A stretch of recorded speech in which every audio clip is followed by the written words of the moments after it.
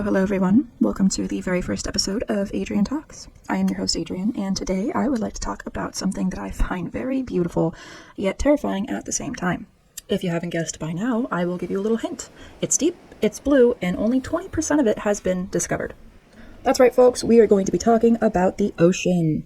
As I said before, this massive void of nothingness, really, if you think about it. There's a whole lot of nothing, but a whole lot of everything at the same time. It's terrifying, right? I mean, it's terrifying. But that doesn't go without saying that it's also one of the most beautiful experiences in the world. You know, to just go to the beach, go to the coast, wherever you are, go into the ocean, feel the sand and the water in between your toes. It's such a therapeutic feeling, really. But then, as you're walking into the ocean, you're staring over the horizon, and it's almost like you're in a trance-like state. You keep walking, step after step. You're just like, yes, this feels right. This feels normal. Like, I'm supposed to be in this ocean right now. I'm supposed to get deeper and deeper. And then when you were waist deep, you're like, what in the hell am I doing? I only mention that because recently my family and I went to the coast, and we haven't gone, 4 years ago, I think? It's been about 4 years. And I found myself walking into the ocean and just staring at the waves miles and miles ahead. And I can't seem to stop walking. It was really, really weird. I was almost about waist deep until I finally heard my husband say, "Hey, where are you going? Get over here!" You know, because I almost drowned myself. But that's just my experience. I don't know if anyone else has that experience. If you do, please let me know, because I feel like I'm going crazy.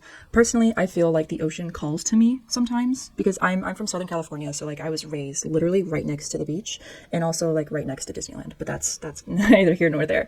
And I just feel like the further out I am away from the ocean, I feel like I'm not myself. I belong near the ocean. You know what I mean? I remember when I lived in Arizona and Nevada. Both times I lived there, I felt depressed. I felt like I was in a whole other world. I felt like, there's a parasite within me that's like, get to the water. Why are we in the desert? And I wouldn't say a parasite. That sounds a little gross. Not gonna lie. Not like that, no. But more just like a calling, I guess. That's a little better of a way to say it. But I feel like the ocean calls to me sometimes. And just recently, having gone to the coast with my family, it was like, I can breathe again. You know what I mean? All the times that I've been away from the ocean, I'm next to lakes and ponds and rivers and streams and waterfalls and whatever, but those are not even remotely close to that of the ocean. Now, having said all that, I would like to get into some facts about the ocean. Some facts that when I was doing some research, I was like, oh, that's terrifying. Let's talk about that in my first episode. Let's do that. Facts such as the ocean covers over 70% of the Earth's surface. Now, that's not too surprising. We all know that our planet is, there's oceans all over the place. They're all around the world. That's not a mystery. But the other fact is that more than 80% of the ocean is still a mystery. And it makes you think, but why though? Why is it a mystery? Did explorers and, scientists and divers, explore certain areas and they were like, yep, that's enough ocean for us. We are getting the hell out of here. I mean, if you think about it, they have the technology to go down into the deepest parts of the ocean, the Mariana Trench is what it's called. I mean, they've got robots and stuff that can survive those depths and that massive amount of pressure. Humans can't. So why aren't we doing it? And if we are, why aren't we making it more of a public thing? They always say the less we know, the better. They don't want us to panic, right? So maybe they are doing some discoveries in the ocean and they just don't want to tell anybody because it's something that we might not be ready for. I mean, who knows, honestly. I personally like the idea of them knowing what's in there, stating they don't know what's in there for the safety of the public, and it remaining a mystery. I don't like it to be remaining a mystery, but I like to think that there is way more out there than they've ever told us. Another fact, according to the National Oceanic and Atmospheric Administration, only 20% of the ocean floor has been mapped out in detail. 20%. As I said before, that's terrifying. It's like, okay, we got about 19%. All right, we got to 20%. Awesome. Now let's get the hell out of here because we are not welcome here. I mean, that's what it seems like to me. Why would we not want to explore more? You see everybody trying to go into space. They're trying to go to different planets. Okay, well, why not go into the ocean, though? Unless there's things there that we are not meant to see or not meant to be part of, or perhaps we're not welcome to come into the ocean any further than we've gone. Maybe there's something there that's no. Humans? No. It's giving global warming. It's giving, you've ruined the planet, don't come into the ocean, you know? Like, you're just not welcome. We don't like your type. Fix your shit and then maybe you can come in. You know, I have no idea, and I personally think that no one else has any idea besides those who are in control of these experiments and these deep dives. It's unfair almost. But at the same time, like, if we were to learn of the most horrifying existence that lies within the ocean, like just hypothetical, right? What if there is like this massive sea creature or massive civilization that we don't know about that's not human or partially human, you know? What if there remains to be other species that they just don't want us to be part of? As I said before, you know, it's giving global warming. It's giving you've ruined the planet. Don't bother us. You know, what if inside the ocean, those civilizations are fixing the coral reefs? They're fixing the animals that have like the little beer tabs around their necks or the straws and the turtles' noses, you know? I mean, obviously humans are intervening and picking up those animals and helping them as well. But what if there's a whole lot more to the ocean that we don't know about? What if there are other civilizations that are helping save the ocean as well? Maybe that's a little wild. Maybe that's a little too woo-woo. But think about it, you know? Just ponder the idea. Or don't. I mean, I'm not your parent. I'm not your mom or dad. Do whatever you want. But if you like the idea of other possibilities out there, you know, give it a shot. Think about it. Aside from that, I would also like to talk about some of the marine life, the sea creatures within the ocean, such as the anglerfish. Remember Finding Nemo? The first one, where Dory and Marlin they kind of like run into an anglerfish and it has like that weird like lure on its head, that bioluminescent lure on its head. And, you know, Dory's like, oh, it's so cute, it's so pretty, I wanna name it, you know. And that's an anglerfish. And if you were to see pictures of it, you'd be like, oh, I mean, that would explain why they don't want us in the ocean. Things like that exist. As seen in the movie of Finding Nemo, it's used to attract prey. So their light is, because they live in such massive, deep pressured, cold, dark environments that they need to find their food somehow. So they have, this bioluminescent lure on their head. And as Dory almost fell for it, right, it attracts prey. So I think that's kind of cool, but also absolutely horrifying, in my opinion. Another species I want to talk about is the giant squid. They have the eyes the size of basketballs. Now, not just picture that. Picture this weird, like, goopy, slimy squid, right? But a giant squid with tentacles that can reach up to 43 feet, all right? Keep picturing this, but it has the eyes the size of basketballs. Imagine a basketball in your hand. Now imagine it's the eyeball of a giant squid. I honestly just gave myself goosebumps just thinking about that. But yeah, have fun with that image. Or we can talk about the Yeti crab. Now, this crab lives near hydrothermal vents, and they have weird, like, their claws are super hairy, right? But it helps them gather bacteria for food. So, like, all these things that these sea creatures have, they're used in some form of, like, an evolutionary design to survive their habitat. And that's not like a theory, that's not a guess. Like, I'm almost pretty sure that's what that is. Last but certainly not least, I want to talk about the coral reefs, otherwise known as the rainforests of the sea. Now, coral reefs are actually very crucial, vital to the health of the ocean. Also, according to studies by James Cameron and Scientific Research, coral reefs support about 25% of all marine species.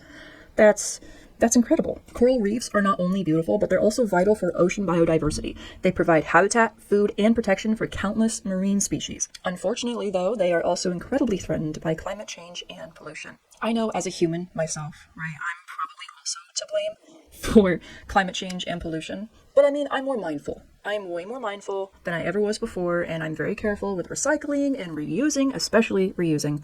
If something's broken, I'm going to try to fix it before I buy a new one. Right? Same with pants. I learned how to sew. So if my pants are ripped, instead of buying new ones and throwing out the old ones, I'm going to repurpose those, or I'm going to just sew it back up. Us thick girls, you know what I'm talking about? They got those like rips in the thigh area. It happens. And sometimes you just got to patch them back up. Now that is highly more effective than going out and buying new pants. Learn how to sew it your damn self. Learn how to take care of it, and don't throw it in the garbage. Obviously, there's a lot more that I can give in terms of advice when it comes to climate change and pollution and how to, not do those things. But that's not what this episode is about. Moving on, I would love to talk about the Mariana Trench. Now, I mentioned this before, I'm pretty sure, in the episode, but the Mariana Trench is the deepest part of the ocean, reaching nearly 36,000 feet. 36,000. It's so deep that we've only just begun to explore it. Like, what the hell lives down there? You know what I mean? Like, have you seen the movie Atlantis? It it makes me think of that, where he's showing the projector and it's showing the like this massive, colossal, ancient being that lives in the Arctic or in Atlantis or where, I can't remember honestly, but that's what it reminds me of. Like, what if that lives down there? If that's the case, I'd like to thank those people who are keeping everything a secret, because I don't think any of us, no one has to be introduced to anything like that. Now, because it's so dark and deep and the pressure is so incredibly high, it makes exploration efforts extremely difficult. So, I mean, that explains why we haven't gone any further. But at the same time, I don't know, like, why keep trying, you know? As much as I want to see what's in there, I also want to, like, not awaken something that will probably be a massive threat to humanity and all living life. You know, you just don't want to take that chance. As deep and as majestic as it might sound, I want to move on to underwater caves and lakes. Now, these are fascinating and often overlooked. Think of the cenotes in Mexico or the Black Lake in the Mediterranean. If you were to see pictures of these underwater lakes and caves, they're both beautiful and dangerous. They offer stunning visuals and challenging exploration, but also require a high level of skill and safety measures to explore. It's kind of hard to wrap your mind around the idea of a lake inside a lake, or a lake inside an ocean. That's like so fascinating, yet also confusing as hell. But when you think about the science behind it, it starts to make sense. But we're not here to talk about science, are we? Moving on, I want to talk about also the future of ocean exploration. Now, technology has advanced so intensely over the past generations that autonomous underwater vehicles, otherwise known as AUVs, and deep-sea submersibles are making it easier to explore the ocean's depths. As I said before, we have the technology, let's do it.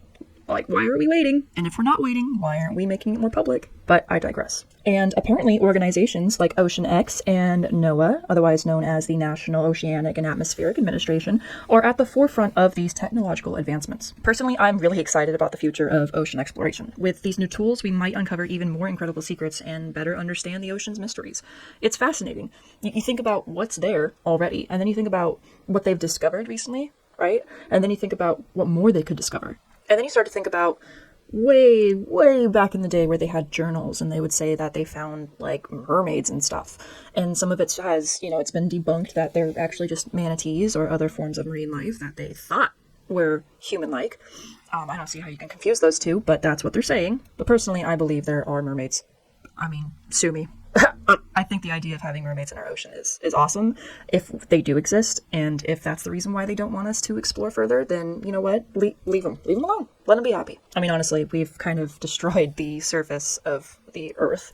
Why would we want to meddle with anything in the ocean? It just doesn't make sense to me. You know, we've already done enough damage as it is, and if there truly lies a civilization of mermaids and maybe hybrid mermaids that are part mermaid and part more human than mermaid, I don't know, then we should just leave it alone.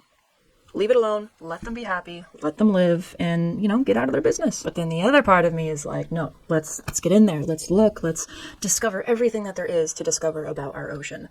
Because that's the human in me. That's the part of me that truly feels like the ocean is home. Like, it's, for some reason, it's just somewhere I belong to be.